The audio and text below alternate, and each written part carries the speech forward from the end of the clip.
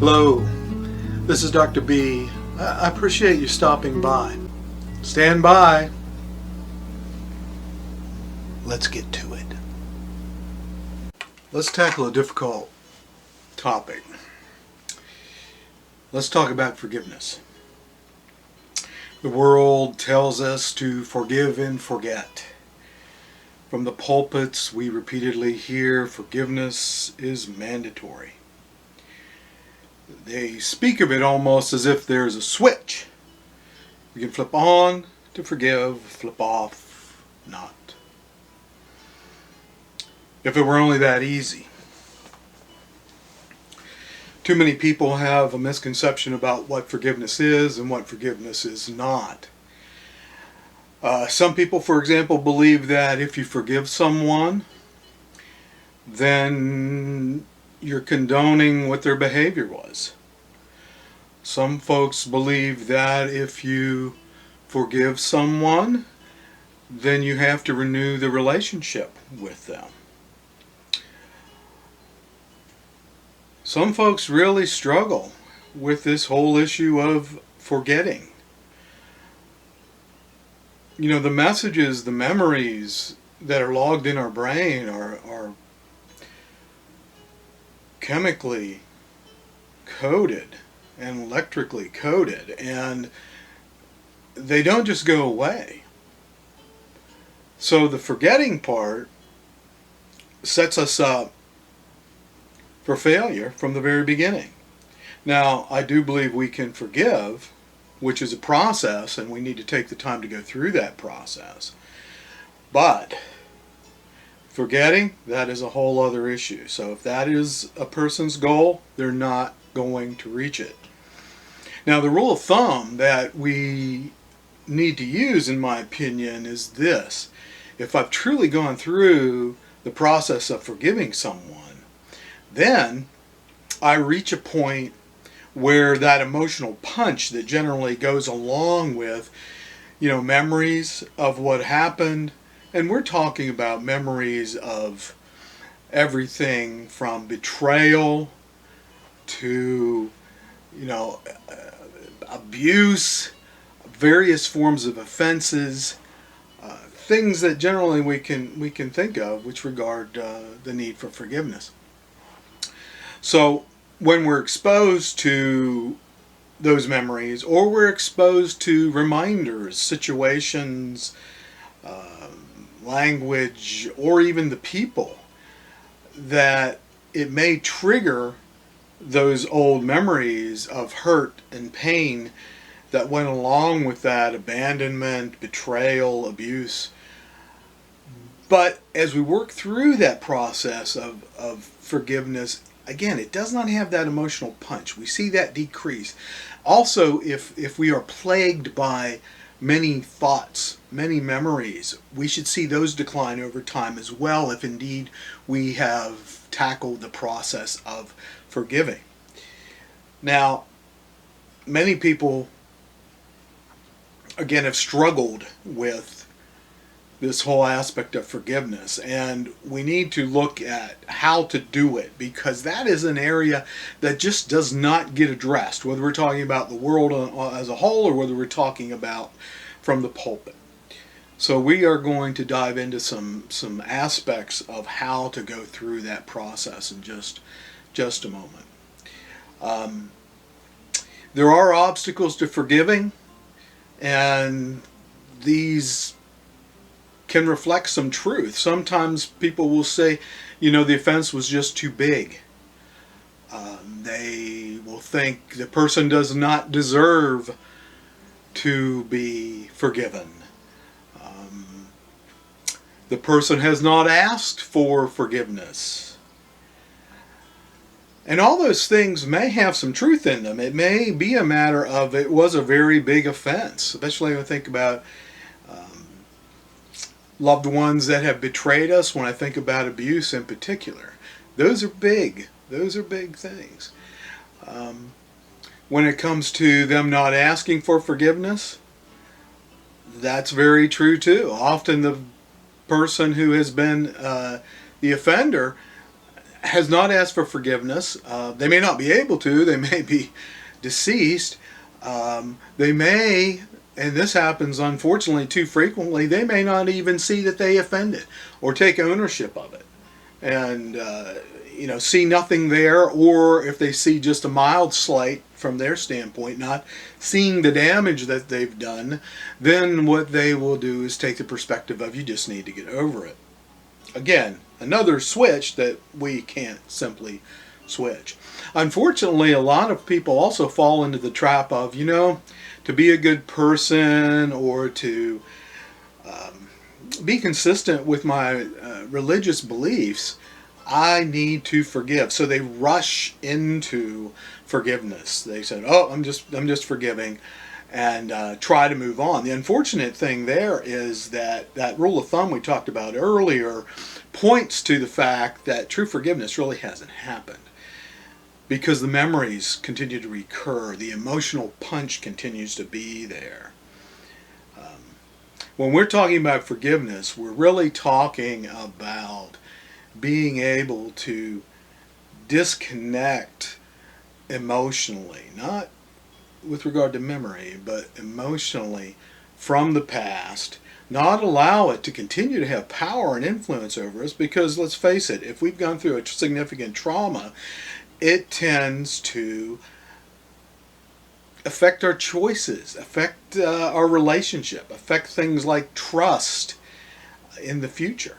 And do we really want those people and those incidents in the past to have that level of control? And my answer to that is no, we don't. So what do? We can't rush into forgiveness, and we don't want them to have control. So let me plant this seed, because we usually believe, or so many people do, that forgiveness is a gift that we give someone that's undeserving. And again, there is truth to that as well. What I would propose is, let's think of forgiveness as a gift we give ourselves. Because if I am able to truly forgive, that is me taking back control, not allowing the past to control me, not allowing the influence of, this person to continue in a negative way. It's also been referred to as re-inflicted self-injury if we don't forgive. We continue to pummel ourselves, perhaps, with those memories. So let's take a look at what we can do to achieve this process. And I'm sure you've noticed I've underlined that word repeatedly here. The process of forgiving. So how do we do this? Well, first of all, we need to admit the reality of what occurred to ourselves. Some folks still have denial operating, where they are not admitting what happened. It can go to that extreme. Or they minimize it where it happened, but it really wasn't that big a deal. We're talking about taking an honest, realistic look at what happened, how it affected us, and how it has influence in the future. And in the midst of that too, how it all made us feel. So that's the first step I would propose, is let's take a realistic view of what happened. Let's admit the damage that was done, the hurt that occurred, and I would emphasize who was responsible for this.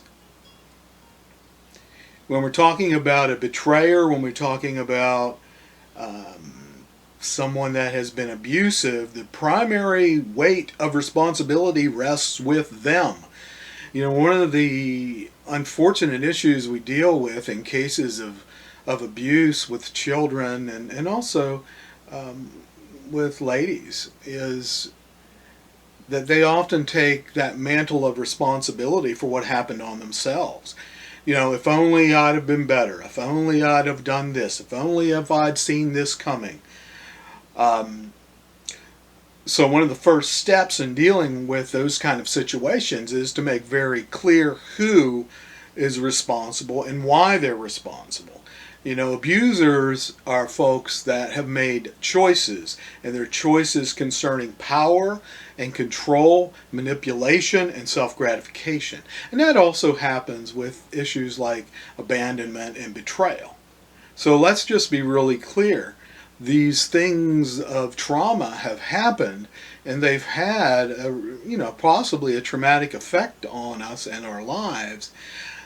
But who is responsible? Let's see that really clearly, because that frees us up then to move on to the second step. And the second step involves this, and that is taking an inventory of that damage that we kind of reviewed in step one by looking at the reality of what happened and how it affected us.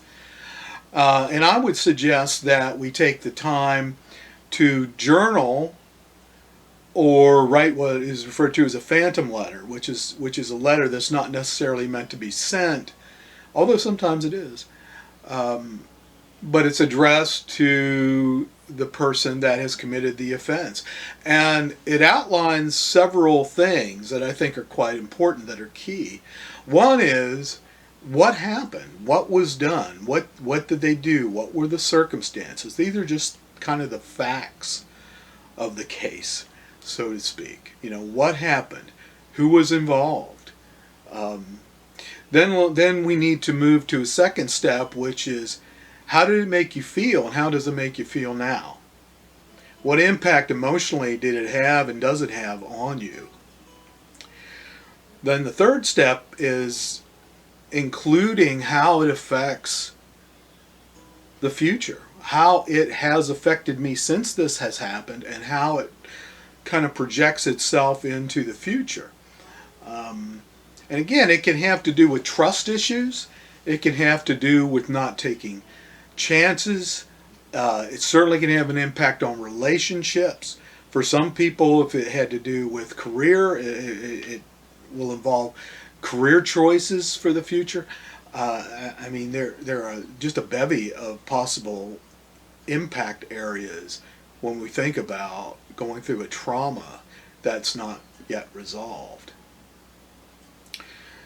So I would suggest jotting these things down. And then we get to the fourth step, which is, I need to grieve these things. You know, this involves loss. This involves pain. This involves hurt that I've gone through. And if it's at the hands of someone that I thought loved me, even more so. I need to grieve. I need to give myself permission to do that. Just because we're looking at forgiving, which is, again, releasing the past, disconnecting from it. Also, I would say giving up the right isn't quite the right word, but to seek vengeance. We relinquish that. For those of us who are more of a spiritual bent, vengeance is mine, saith the Lord. I'm going to go ahead and let Him deal with it.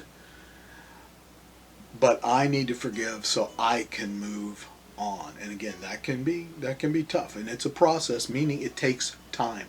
So when I grieve, I need to give myself time to grieve that.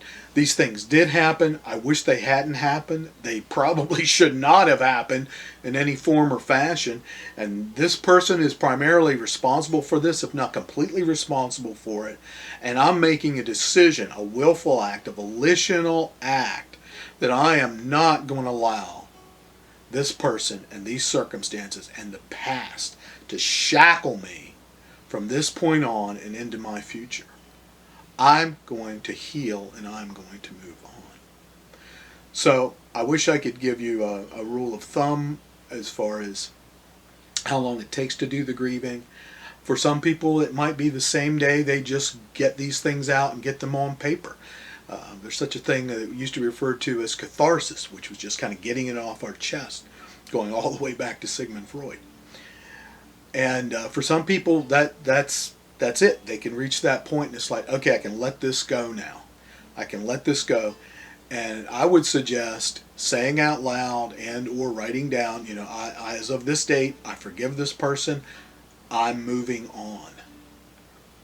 For some folks, it may take a week or a couple of weeks or longer. So just give yourself time to grieve, but aim at taking back what's been stolen from you. Forgiveness is not an easy thing to do, especially when the hurts are deep.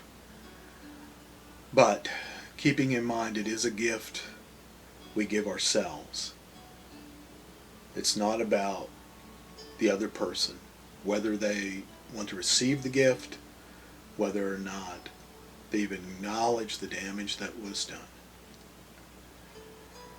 I'll leave you with one last thought here, because this is also a misconception that folks often have. And let me just use this example. If I'm walking down the street and someone is coming towards me, and when they reach me, they haul back and just kick me as hard as they can in the seat of my pants. That person is the offender. I've done nothing there I should not have done, and then they just walk away. The next day I'm walking down the same street, and here's this person, and they do it again. Then the next day I'm walking down that street and I see the person approaching. I'm crossing the street, and I'm not going to give them an opportunity to do that again. Some people are under the misconception that forgiveness means we maintain unhealthy relationships, that we give people more opportunities to offend, to damage us. There are some exceptions, though, to what I'm about to say, and that is sometimes we have close family members and we need to try to work things out. But sometimes what I'm about to say also applies even to close family members. There are folks that are toxic. They have so many of their own issues that they can drain us, either emotionally or with regard to who and what we trust, question ourselves. I mean, there are many impacts, but there are some relationships that just simply need to end. Forgiving doesn't mean being stupid. I hope this helps, and if you ever struggle or have struggled or are struggling with forgiveness, I ask that perhaps you try to apply some of these principles. All right, bye-bye.